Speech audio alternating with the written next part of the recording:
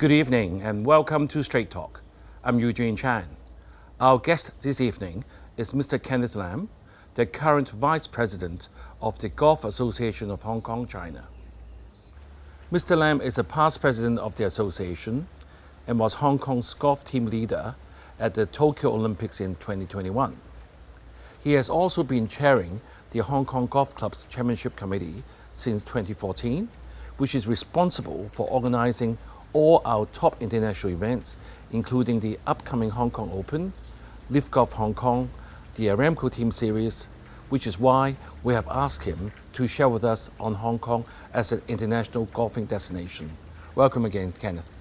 Thank you, Eugene. Thanks for having me. Ken, you were on our show about 3 years ago in 2021, and just after you returned from leading our golf team at the Tokyo Olympics. Today we are at a very special golfing venue that you have kindly arranged for us. Maybe I'll let you to tell the viewers about where we are and why this place is so special. Oh, thanks for being at the home of Hong Kong Open. We've been running the Hong Kong Open since 1959. And where we are overlooking the 18th green and the fairway of the championship. A lot of drama has taken place right here because it is a very challenging hole. For example, one of the most popular champion and golfer, Miguel Jimenez, has said that this is the best finishing hole in golf as a very experienced professional. Right. Why is it very challenging? So you can see there's a very narrow fairway, so you need to hit a good first tee shot. So depending on the risk level you want to take, it can be shorter or longer. And of course, if you hit it longer and straight, then you'll have an easier shot to the green. And on the championship Sunday, we usually have the pin tucked right behind me on the front right of the green. So you will be rewarded, you can be rewarded for a good shot, but any errors could be it could be in the bunker or it could roll in the water. Really? Yes. You also told me earlier before we start the show that this course is very special, that the same Open has been running here for quite some time. Yes, it has been since 1959. As a matter of fact, we've been doing this for more than 60 years, every year consecutively. And according to the record that we've seen, it's only us and the Masters at the Augusta National would have this distinction of having the same professional event at the same venue for over 60 years. For example, the say US Open, British Open, they can have it every year, but they would take place at different courses. Right, so why is this Hong Kong Open such a special event on our Hong Kong golfing calendar? It is the history and tradition. I think it also says a lot about our commitment and our love of golf, and we would love to use golf to promote Hong Kong and to promote sports in general. Ken, since you have been the chairman of the club's championship committee since 2014, what other international events has been held at this golf course? Well, you have mentioned that for the Live Golf coming to the Hong Kong, which is a very significant international event, they have chosen to host it here. We also, on the ladies' side, the Aramco Team Series, we also have our own Hong Kong Ladies Open, but that's only on the professional side. But more importantly, over the years, we also host a lot of events on the amateur side, including some of the biggest amateur tournaments in the world. For example, the World Amateur Team Championship that would involve basically all countries around the world to come here. Right, Ken, since you mentioned all those big names events, especially Live Golf last year, it has attracted a lot of attention. Why did they choose the Fanling as the venue? I understand there are other golf courses in Hong Kong as well. Why in particular Fanling? Well, to answer that, maybe a follow-up, on what you have mentioned. We are about, to host the national game golf event, for the GBA edition 2025, here as well. It's chosen to be the venue because we have the experience in doing so. But really, frankly, in terms of the people behind it, we just have a lot of heritage history and a lot of ambition, commitment to run good golfing events. And we want to use golf to promote sports, and we want to use golf to promote Hong Kong. Yeah, when you want to promote Hong Kong, I mean, like Live Hong Kong, it's different to normal golf events. It's got sort of an entertainment section, a family section, etc., etc. So is that the reason why they need such a big venue? Because in Hong Kong we have other, like Kao Sai Chow, we have the golf course at Seco, we have one at Clearwater Bay and one in Lantau Island. Why can't they have those events over there as well? Well, I would think because firstly, because of the experience, and I also want to emphasize that in Hong Kong we are very thankful towards all the stakeholders allowing us to use their premises, including Clearwater Bay, Discovery Bay, Kao Sai Chow, and Shekou. But there are all kinds of different reasons in terms of logistics.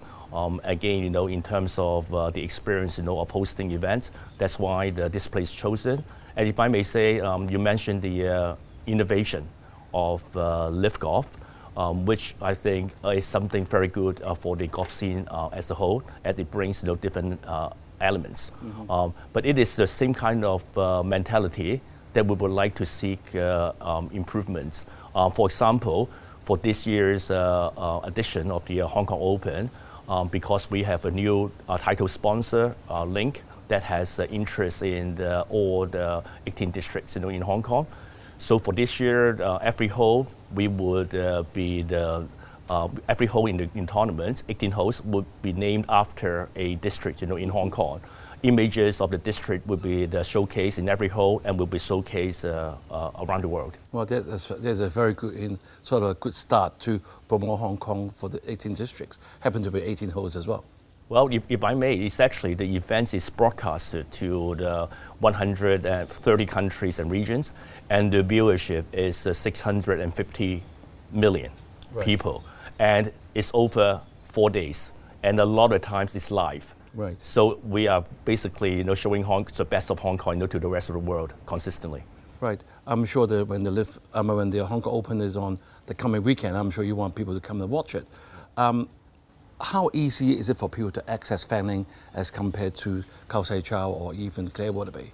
Well, I think you would know the answer. For example, the two venues that you mentioned, probably ferries would be the best access to the courses.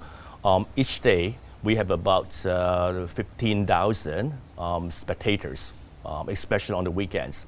So you can imagine that the traffic and the logistics support is very demanding and important. And we have to take into account safety measures as well. And also you have spectators walking along the course as well. So that makes Fanling a sort of an obvious choice for Hong Kong, isn't it? As compared to other cities in the world, does Hong Kong have enough golf courses? Well, if I may, we have about 7.5 million people, and we have, frankly, less than 10, 18-hole golf courses, and we do a lot.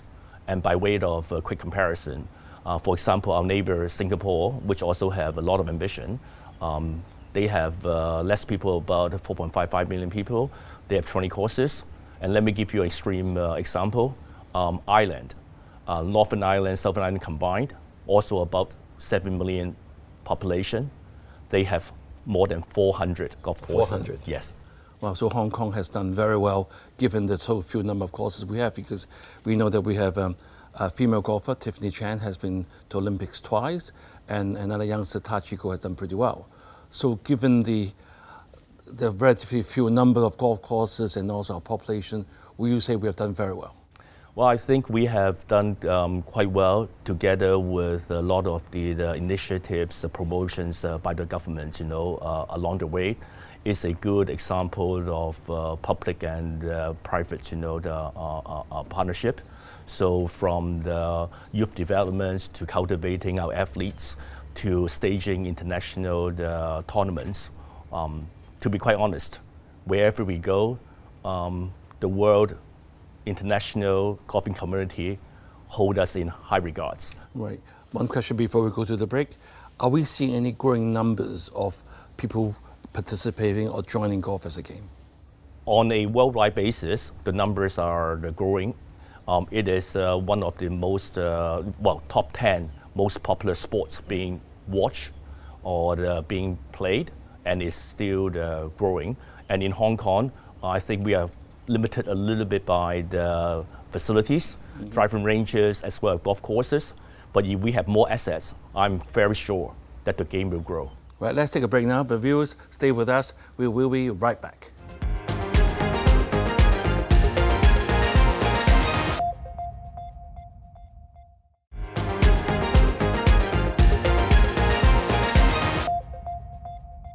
Thank you for staying with us. Mr. Kenneth Lam from the Golf Association of Hong Kong, China, is our guest this evening, and we have been talking about Hong Kong as an international golf destination. So can you have explained to us why the Fanling Golf Course is sort of special and how important the Hong Kong Open is, especially as sort of attracting international players coming to play here over the last 60 years. Let's move on to Hong Kong in general. We know that the government has spent $7.9 billion on sports development in this year 2024 to 2025, more than double compared to a decade ago. How would you see that helping the development of sports in Hong Kong? Well, this is very encouraging. The government has all along, at least for the past 10 years, firmly has the policy of popularizing sports, cultivating the international players, and staging international events. And lately, there are two additional directives of professionalizing the sport and also the industrializing and commercializing, meaning to bring the private sector even closer to supporting the golf. Those things are very important, both from the financial aspect of things and also accumulating the resources to put things together. Right. I've also read that out of the $7.9 billion, about $941 million will be allocated to the Hong Kong Institute of Sports. From the golfing perspective, how is that paying off, that amount of money paying to the Institute in terms of training our athletes? Do you think that's the right direction? It's very important that we have the necessary resources, but if you think about it, 900 and something million for the quite a number of sports under the Sports Institute. It still requires a lot of efforts from the private sector to work together. For golf, we are tremendously grateful that we are going to be included as a Tier A sport in the next cycle, owing to the results that we have achieved. And those are benchmarks set by the Sports Institute in allocating resources. This is very important because we will be exposed to more the support, not only directly for the tournaments, golfers, on a day-to-day basis, but also the training, the sports science supports, the psychological part, and just opening up to the more support and resources. Right, I think by listening to you, I want to make this comment to you, because of all the resources by the government, especially and also from the private sector. I'm sure the golfing society community also do a lot of work. Out of this sort of 7.5 million population with so few golf courses, we've done so well now, and even included in the national games. So we should be very proud, shouldn't we? Oh, absolutely, we should be very proud, and I think it's also the part of the reason why when we stage tournaments like this, we can find people to sponsor us. And for example, the Hong Kong Open, we have started with the Hong Kong Golf Club as the underwriter of the events. And by the way, tournament like this, would require something like $15 million Hong Kong, to stage. And it's even more, for live golf, but we don't have to underwrite the bill. But on top of that, for example, we need commercial sponsorships And this year we have the commercial sponsor signing up to a multi-year contract. So it's very encouraging that we have more private sector involvement. Right. If that being the case, that means there'll be a lot of corporate sponsorship, and that means a lot of sort of telecast coverage by different countries. We'll be able to see Hong Kong as a golfing destination. Absolutely. And our TV coverage is very important to us. And of course, each of our sponsors would also use their best endeavors to promote the Hong Kong golf, Hong Kong, together with the brand. Mm-hmm. So let's move even further back now. I mean, Hong Kong has done very well recently in the Olympics, even Asian Games. However, I'm sure you being a parent yourself, you've got kids, people still treat academic results as very important as compared to the sporting achievements. What would you say to the parents? Well, firstly, Eugene, I think the attitude has changed. And I think parents now all want to cultivate their children as global citizens. And sports is culture. Those are very important aspects.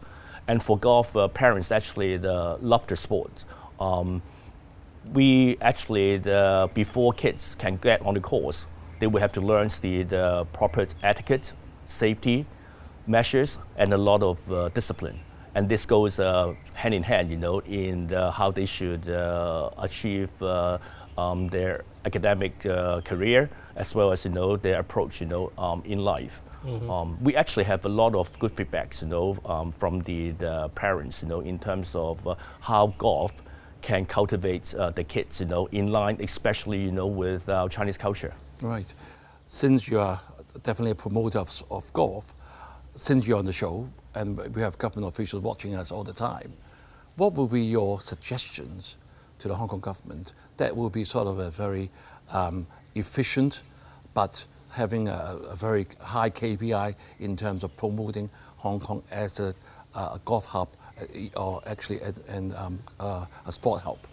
Well, obviously, we have to look at the numbers, of how the outreach is, and how many more local golfers, that we cultivate. But I would urge the government to work even harder with us to build the golfing pyramid that I call, to have a wider base of participations. So with a wider base of participations, then we have a better chance of getting out top athletes and better chance of staging top tournaments. Right. So Ken, I mean, amongst our viewers, we've got people of different background, and I'm sure some of them will say to us, golf is often seen as an elite sport. And when we had Andy Kwok here also last year, he told us we have over 100,000 golfers in Hong Kong. So what have your association or the club done in terms of increasing the base or increasing exposure so that more people will be able to enjoy this game? Eugene, I briefly mentioned that we are sometimes limited by the hardware that we have, so it's a challenge to grow the game.